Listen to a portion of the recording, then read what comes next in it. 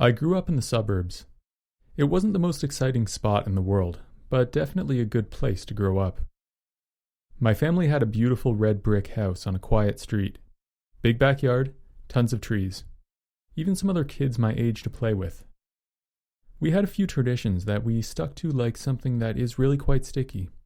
There was board game night, pizza night, and I was even allowed to stay up past my bedtime to watch The Simpsons once a week. They were all loads of fun for everyone, but perhaps my favorite of these rituals was movie night. It was the 90s. Kurt Cobain was rocking up MTV. Everyone was doing a hip new dance called the Macarena, and the internet was in its infancy. Streaming services like Netflix and Amazon Prime were still decades away. If we wanted to watch a movie, we would need to rent an actual VHS tape. It wasn't very convenient by today's standards, but I don't think the current generation will ever quite understand the feeling of excitement when their mother or father comes home with that little blue box. A certain sense of mystery is somewhat lost with the current trend of limitless choices. My sister and I were still young. I was 9, she was 8. So the selection of movies that the whole family could enjoy was quite limited. Most films were either too scary for the kids, or they would be too boring for my parents. Movie night was usually pretty uneventful, with my sister fast asleep before it was over. I was not far behind in most cases, but this time was different. This time, my father chose a movie that would probably be the scariest that my sister or I had seen so far. For those who don't know it, Edward Scissorhands is about a brilliant inventor who created a man in his lab, but he died before he could finish. This left the man with scissors for hands. Why the inventor put them there to begin with remains a mystery, but that's a topic for another day. I did my best to draw him for you in case you don't know what he looks like. Feel free to let me know what you think.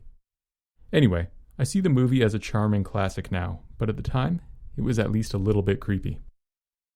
As the finishing credits were rolling, my sister and I were still wide awake and more than a little on edge. Just then, my father was startled. "I think I heard a noise from outside," he said. I didn't hear it myself, but I took his word for it. My father insisted that we all go out to investigate. After some civil discussion, we all agreed to check it out and followed my father through the back door. There we were, past my bedtime, scared from the movie. Out in the dark, searching for the source of a mysterious noise. During the day, the backyard was a wonderful place, filled with fun, joy, and also some glee. But the night had transformed it into a haunted forest with terror lurking at every turn. My young mind was racing through the possibilities. I'm sure I was still afraid of burglars back then. I can't remember if I still believed in monsters. Just when I had considered the most terrifying possibilities, my father called us over. What he found left me speechless. As my sister and I approached the side of the house where our father was waiting, he bent over and picked something up from the ground. My eyes connected with his as he began to reveal his discovery. I slowly looked down from his face to his open hands with which he was holding an old pair of rusty scissors. A pair of scissors that would not look one bit out of place on one of Edward's hands. It seemed that just as the movie was ending, someone must have thrown the scissors at our house, causing the noise that startled my father.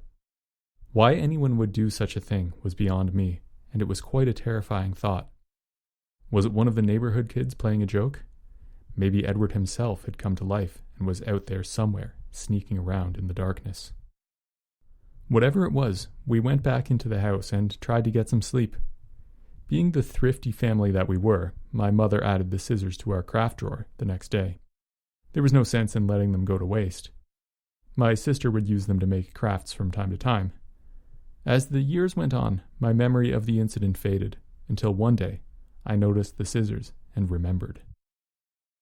By this time, I was in my early teens, so my brain had grown and I was less gullible. Therefore, it was obvious that my father had planted the scissors there to play a joke on my sister and I. It still makes me laugh thinking about the conversation that my mother and father must have had when they were planning the trick. Good one, Mom and Dad. Very funny.